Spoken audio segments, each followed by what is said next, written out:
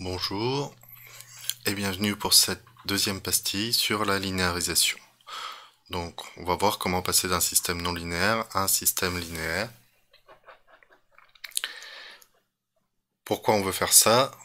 Tout ce que vous savez traiter pour l'instant avec vos outils d'automatique, donc que ce soit les diagrammes de Bode,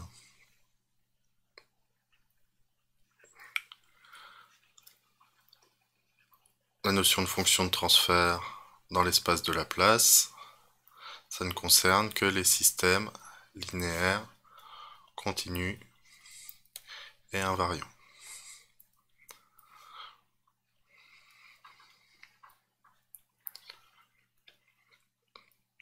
Donc on va voir comment on peut approximer, quand un système est non linéaire, comment on peut l'approximer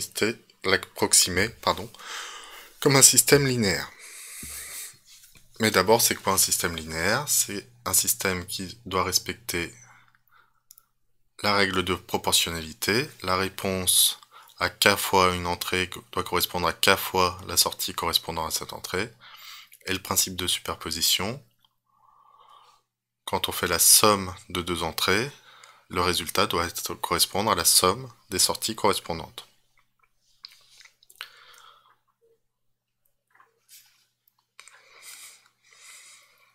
Par rapport à un système linéaire, un système non linéaire, typiquement on va faire apparaître des additions de constantes, que ce soit toutes seules, ou l'ajout d'une constante par rapport à une relation linéaire nous fait une relation affine. Donc une relation affine, a priori, c'est une relation non linéaire. On peut avoir des systèmes à plusieurs entrées, voire plusieurs sorties. Mais si on fait apparaître des produits de ces variables, c'est non linéaire. La seule possibilité de faire apparaître un système linéaire, c'est qu'on ait une dépendance qu'on appelle linéaire en mathématiques, c'est-à-dire une relation d'addition avec des coefficients constants. Ça, c'est bon.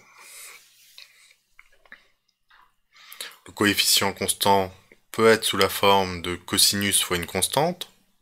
C'est pas parce qu'il y a l'apparition de fonctions non linéaires dans un système linéaire que c'est forcément un système non linéaire. Donc là, c'est juste une constante qui a une forme un peu particulière. Mais par contre, si on prend la valeur absolue ou le sinus d'une fonction, là, forcément, notre système est non linéaire. Les systèmes, la plupart des systèmes ont des aspects dynamiques.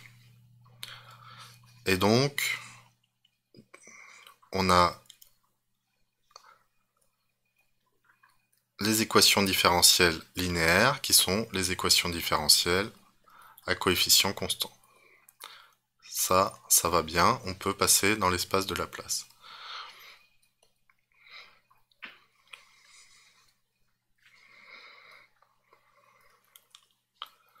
Donc, quand on a une équation différentielle à coefficients constants, on est bon.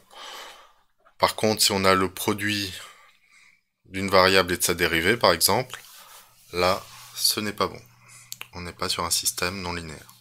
Un simple retard aussi, les systèmes à retard sont des systèmes linéaires. Pas besoin de linéariser un retard. On a un comportement tout à fait pertinent en ce qui concerne la linéarité. Donc, quel outil on va utiliser? Principalement, les mathématiques nous offrent un outil pour passer de n'importe quelle équation, de n'importe quel comportement, à un comportement de type affine. Et si on décale un petit peu les entrées et les sorties, ce comportement de type affine peut se rapprocher d'un comportement linéaire. Observons ça avec cette loi de comportement. Alors, cette loi de comportement correspond au système qui est présenté ici. C'est un triangle déformable, c'est un système à triangle déformable, un système de levage à triangle déformable, très similaire à ce qui peut être trouvé par exemple sur le MaxSpeed. dans vos laboratoires. Donc, la loi de comportement après fermeture géométrique est celle-ci, lambda égale racine de b carré plus l carré moins 2bl sinus θ. Donc on peut la représenter, elle est représentée ici en bleu. En un point de fonctionnement, marqué en rouge ici, on peut écrire notre loi de comportement. Donc il existe un point lambda 0, θ0, tel que lambda 0 égale racine de b carré plus l carré moins 2bl sinus θ0. Ici, le point de fonctionnement au départ est un peu particulier, il s'agit du point à 0 degré. Et vous voyez l'apparition d'une droite qui correspond à la droite formée par la tangente à la tangente au point de fonctionnement. Si le point de fonctionnement est différent, on voit ici, donc on voit par exemple ici apparaître l'angle correspondant au point de fonctionnement. On a changement de la dérivée et changement de la tangente puisqu'on ne s'applique pas au même point. Donc ça nous fait apparaître des relations affines.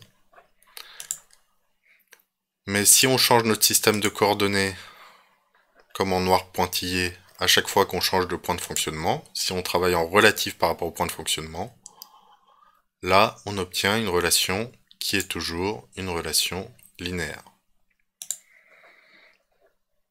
Donc, c'est ce principe de base qui est utilisé pour la linéarisation la plupart du temps.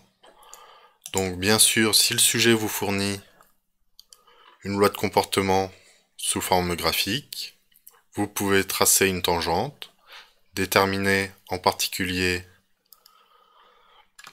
donc à partir du point de fonctionnement, déterminer la tangente au point de fonctionnement, déterminer la pente de la tangente et ainsi déterminer la relation entrée sortie entre les deux parties de votre loi de comportement, l'entrée et la sortie.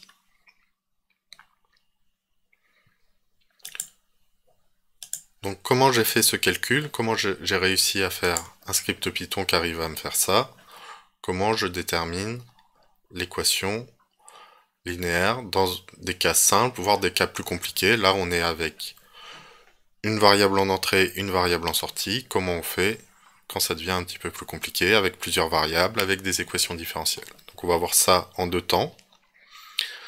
Un premier temps en statique, avec juste deux variables, et un deuxième temps avec une équation différentielle, avec d'ailleurs un système d'équations différentielles à multiples variables, faisant apparaître donc des dépendances par rapport au temps, des différentiels par rapport au temps.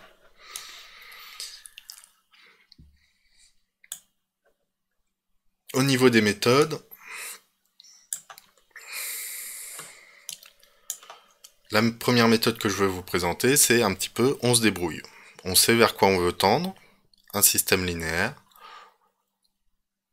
et on va considérer quelques petites astuces. Donc on va prendre l'exemple qui nous est donné.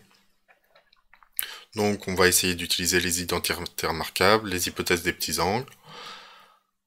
Et on se souvient que delta lambda égale lambda moins lambda 0 et delta θ égale θ moins θ0 sont petits. Petits par rapport à quoi? Respectivement, normalement, par rapport à lambda 0 et θ0. Si on les rencontre à comparer à d'autres longueurs pour lambda et à d'autres angles, on les considérera aussi comme petits. Donc, notre loi de comportement fait apparaître une racine carrée. Pour s'en débarrasser, on va utiliser l'identité remarquable a moins b facteur de a plus b. Ce qui nous donne lambda moins lambda 0 facteur de lambda plus lambda 0 est égal à lambda au carré moins lambda 0 au carré. La différence nous fait pas mal de simplifications. Le terme en b carré plus l carré se simplifie. Et il nous reste du moins 2bl, facteur de la différence des sinus. Cette différence des sinus, on peut utiliser des formules de trigonométrie pour résoudre un petit peu. Sinus P moins sinus Q égale 2 sinus P moins Q sur 2 facteur de cosinus de P plus Q sur 2. On utilise cette formule ici, on fait apparaître du θ0 moins θ sur 2 et du θ0 plus θ sur 2, respectivement avec un sinus et un cosinus. Donc là, on va commencer à faire apparaître nos hypothèses. On a lambda plus lambda 0 qui est environ égal à 2 lambda 0. Lambda est très proche du point de fonctionnement dans ce que nous considérons. On considère qu'on est en local par rapport au point de fonctionnement. Et pareil pour θ plus θ0 qui est très proche de θ0, donc θ plus θ0 environ égal à 2 θ0. On remplace ici nos expressions. Donc le lambda plus lambda 0 là devient 2 lambda 0. Le cosinus de θ0 plus θ sur 2 devient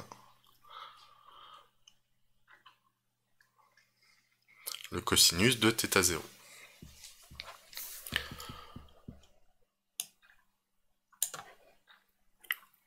On fait quelques approximations et on obtient donc delta lambda, fonction.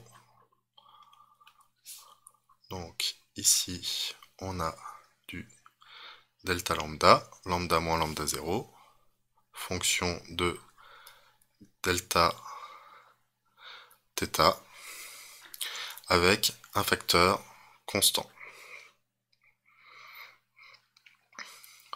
On est arrivé au bout de nos peines. Éventuellement, on peut ne pas être content du fait que notre facteur constant fasse à la fois apparaître du θ0 et du lambda 0. Si on veut tout mettre en fonction de θ0, on utilise notre loi de comportement pris au point de fonctionnement pour écrire delta lambda fonction de delta θ avec un coefficient constant seulement dépendant de θ0. Donc cette méthode,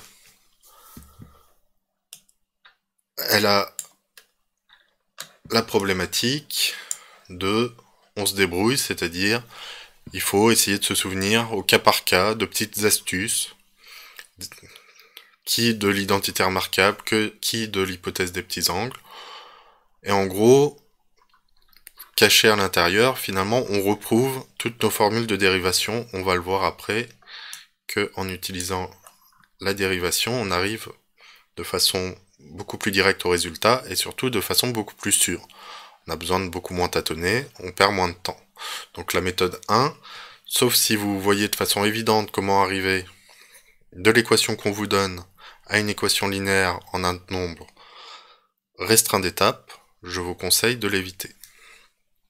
Si c'est évident, bien sûr, vous dites, par l'hypothèse des petits angles, on obtient ça. En utilisant telle ou telle propriété mathématique, on obtient ça. En faisant quelques approximations sur le fait qu'on est en local autour du point de fonctionnement, on peut en déduire ça, et on conclut. Mais dans le cas général, c'est pas la méthode que je vous conseille d'utiliser. Une méthode qui marche toujours si on l'utilise bien, c'est d'utiliser les développements limités. Donc, je vous rappelle les développements limités, la formule classique, f de x égale f de xa plus f' de a sur 1 factoriel facteur de x moins a, plus d'autres termes qu'on va négliger. Mais on préférera plutôt la formule ici, f de a plus h égale f de a plus f' de a fois h, plus d'autres termes. Donc on va s'intéresser surtout au développement limité à l'ordre 1. Donc on fait des développements limités à l'ordre 1. On voit apparaître une racine carrée et un sinus. Donc il va falloir faire le développement limité du sinus. Sinus θ0 plus delta vaut environ sinus de θ0 plus delta θ facteur de la dérivée de sinus pris au point de fonctionnement. Donc delta θ fois cosinus de θ0.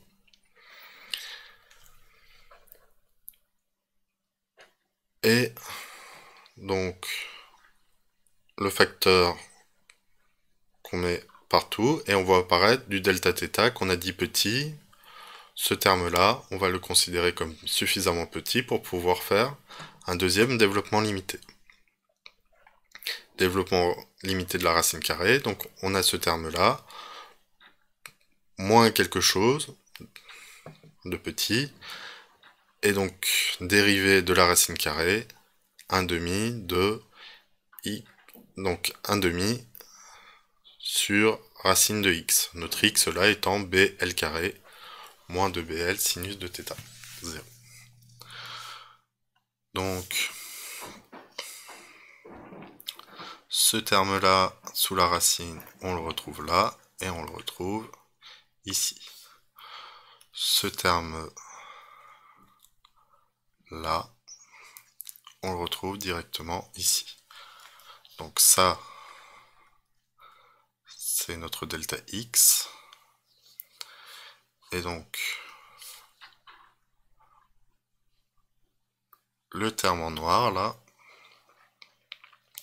c'est notre f' de x0. On utilise notre équation au point de fonctionnement pour se rendre compte que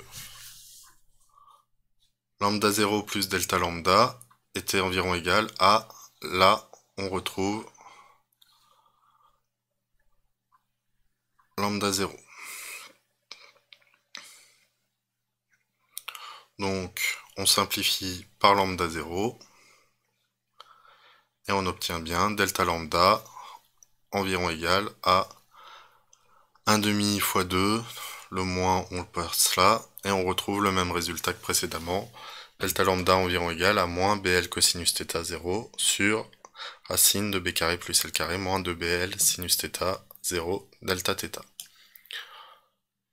Or, cette méthode normalement fonctionne tout le temps.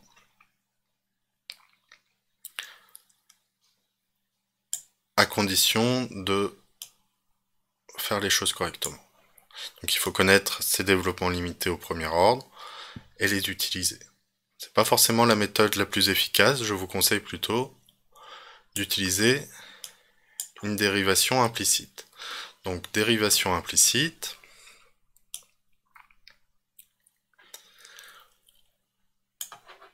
lambda égale racine de b carré plus l carré moins 2bl sinus θ, on différencie à gauche et à droite. Donc j'utilise classiquement le petit d pour différencier, et on a une fonction composée qui fait à la fois apparaître une racine et un sinus. Donc je dérive d'abord par rapport au contenu de la racine, puis le contenu de la racine par rapport au sinus, puis le sinus par rapport à θ, et pour rester cohérent, fois dθ. Donc, vous voyez que j'arrive bien à la même chose. Si je simplifie tout, ça par ça, le d de sinus θ par ici,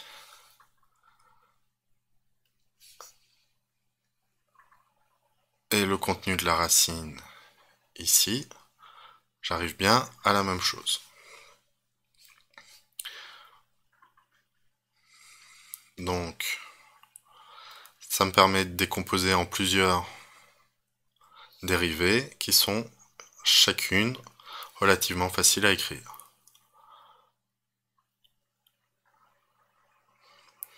La dérivée de racine de x, c'est 1 sur 2 racine de x. La dérivée d'une constante moins un coefficient fois x, c'est juste le coefficient.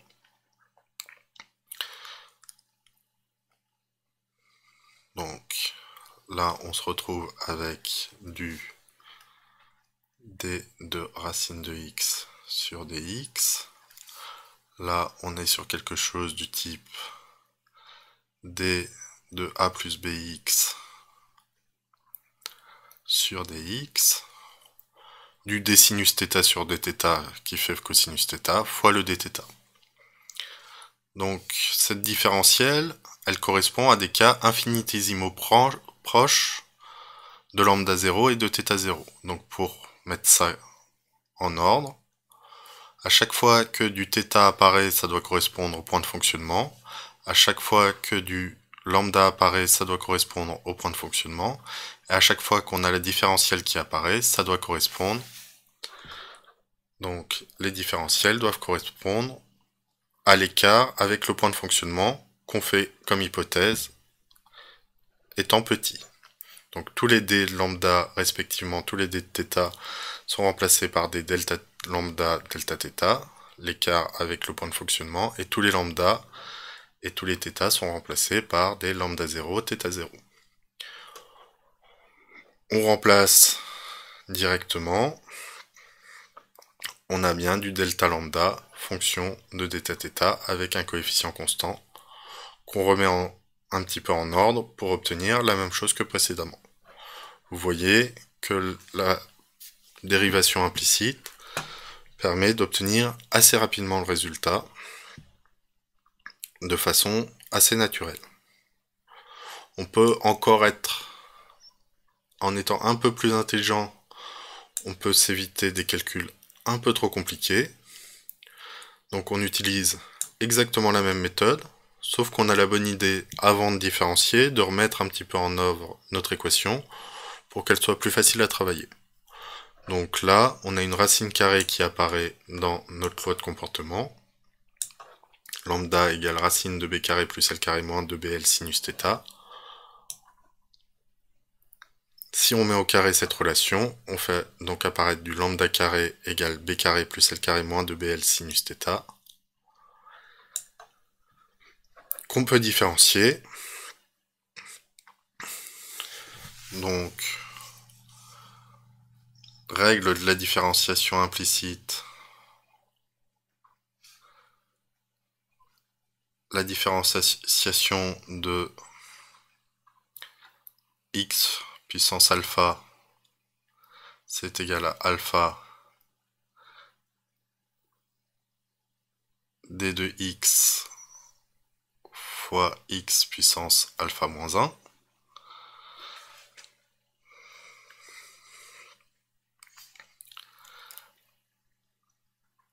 La différenciation de a plus bx, c'est égal à du b dx.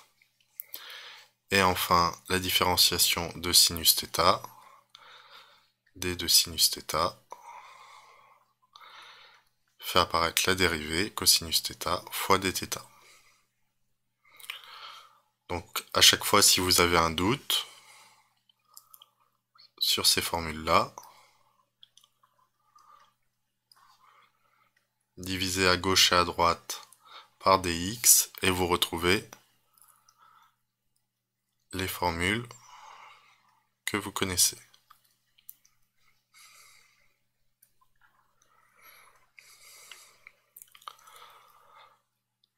Donc c'est une petite habitude à prendre d'utiliser la dérivation implicite, mais c'est un outil très puissant que je vous conseille de bien connaître, que ce soit pour la linéarisation ou pour d'autres aspects, comme en physique. Donc pareil, tous les d lambda deviennent des delta lambda, tous les lambda deviennent des lambda 0, et on obtient notre relation delta lambda environ égale à moins bl cosinus θ 0 sur lambda 0 fois delta θ. On a bien une relation linéaire entre les delta lambda et les delta θ.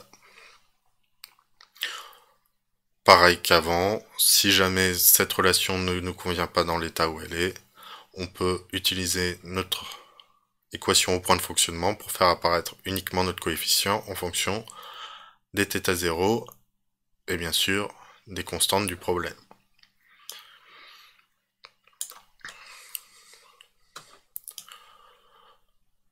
Donc, si vous n'arrivez pas à être à l'aise sur la dérivation implicite d'ici au concours, je vous conseille la méthode 2, un peu plus longue, un peu plus fastidieuse, mais si elle vous convient mieux,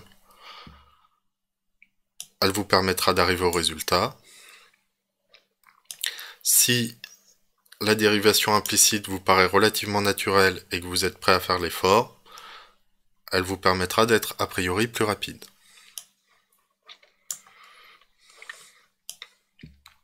On va passer à notre deuxième exemple.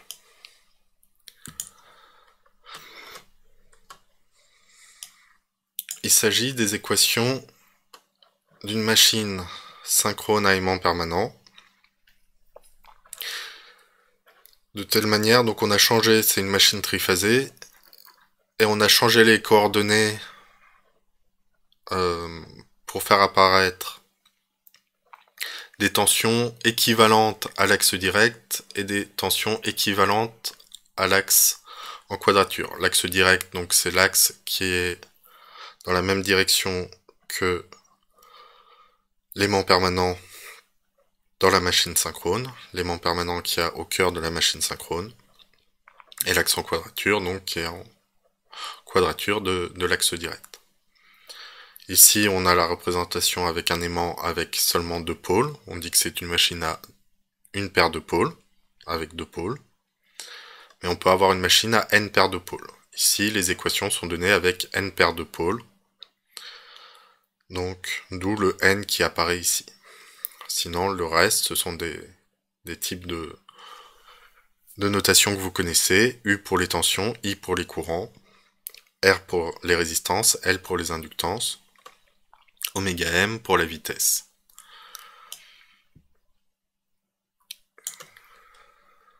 Et donc K pour le coefficient de force électromotrice. On a une tension, pareil que dans une machine à courant continu, on a une tension alternative qui se crée proportionnellement à la vitesse de rotation, et quand on se place dans l'axe en quadrature, cette tension est constante. Elle est alternative uniquement vue de l'extérieur, vue du stator, vue des enroulements statoriques. Ces deux équations de comportement peuvent être écrites en un point de fonctionnement. Donc j'ai utilisé des indices 0 pour le point de fonctionnement. Au point de fonctionnement, forcément, on est en régime permanent. Donc, attention.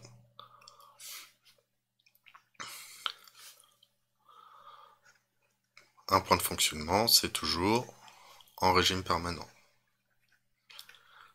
C'est forcément un point de fonctionnement fixe.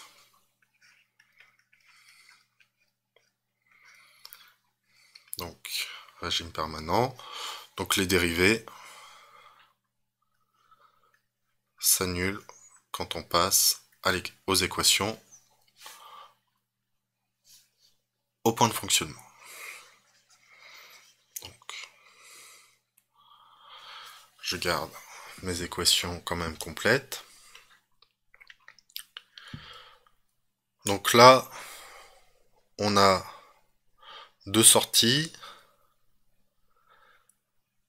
et ID, IQ, oméga M, trois entrées. Donc on a un système d'équations différentielles à deux sorties, trois entrées. Voyons comment on peut s'en tirer avec la méthode 2 et avec la méthode 3.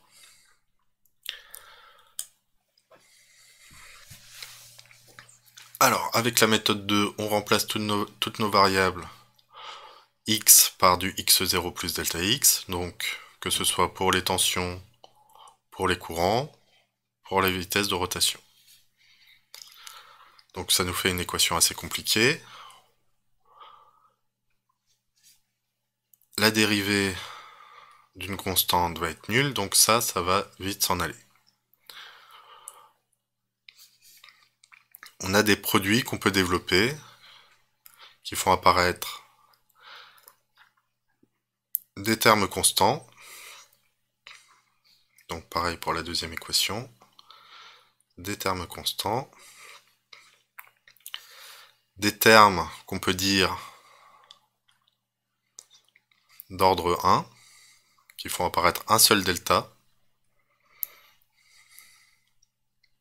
soit du delta oméga m, soit du delta id.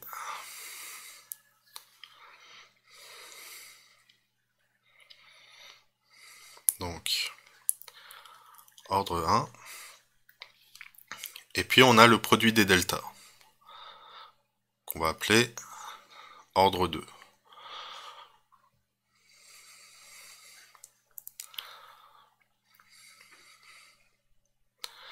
Et puis là, on revoit apparaître ici du terme constant. Donc ici, ici. Donc des termes constants, ils apparaissent un peu partout.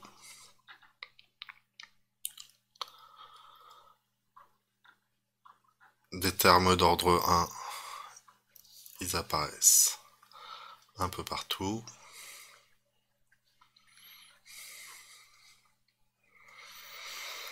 Et donc, on va voir ce que deviennent chacun de ces couleurs.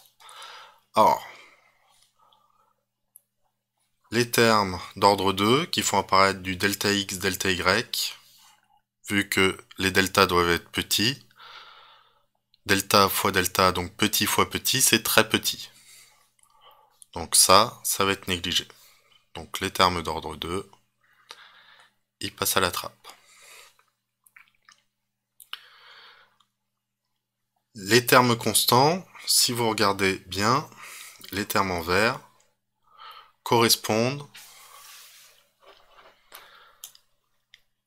à notre point de fonctionnement.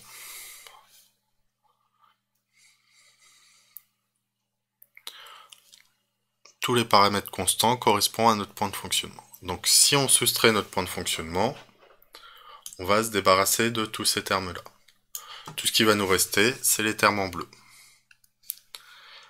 Et ça tombe bien, s'il nous reste que des termes en bleu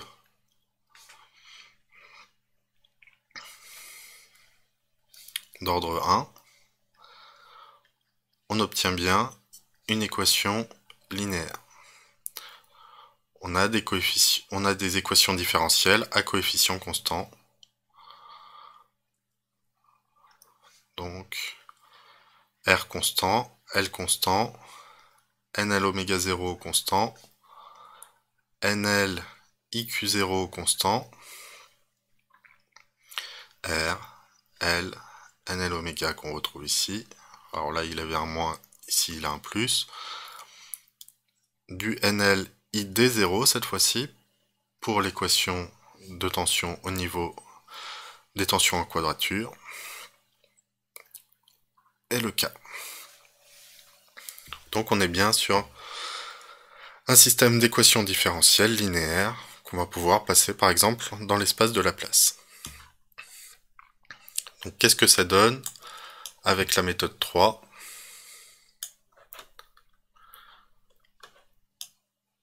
Donc on différencie notre système d'équations.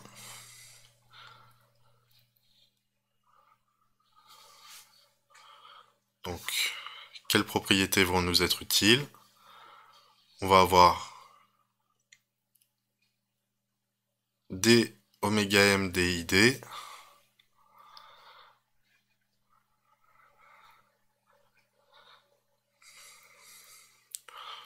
donc d oméga m ik, iq ou id, ça va être du oméga m dik plus du ik d oméga m. Donc, quel que soit k appartenant, donc soit en direct, soit en quadrature. Donc, cette différentielle va pouvoir se calculer facilement, et nous, on a aussi la petite difficulté quand on différencie la dérivée. Différencier la dérivée, c'est la même chose que dériver la différenciation. Donc on peut faire rentrer le petit d dans la dérivée, et on utilise la même chose qu'avant. Tous les dx sont remplacés par des delta x, tous les x sont remplacés par des x0, et on obtient directement notre système d'équations différentielles linéaires. Donc vous voyez à quel point ça peut être puissant.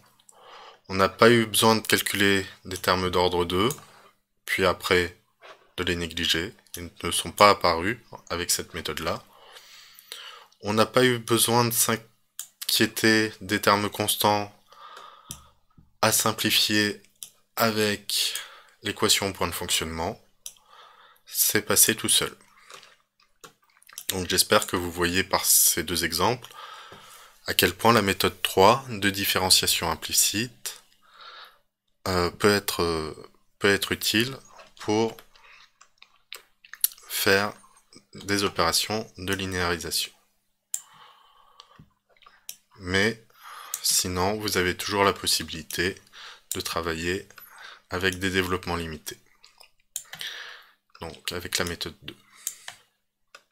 Si dans un contexte particulier, vous voyez une méthode directe pour pouvoir conclure, je vous encourage bien sûr à aller au plus rapide pour vos concours. Je vous remercie d'avoir suivi cette pastille et vous donne rendez-vous pour la prochaine. Au revoir.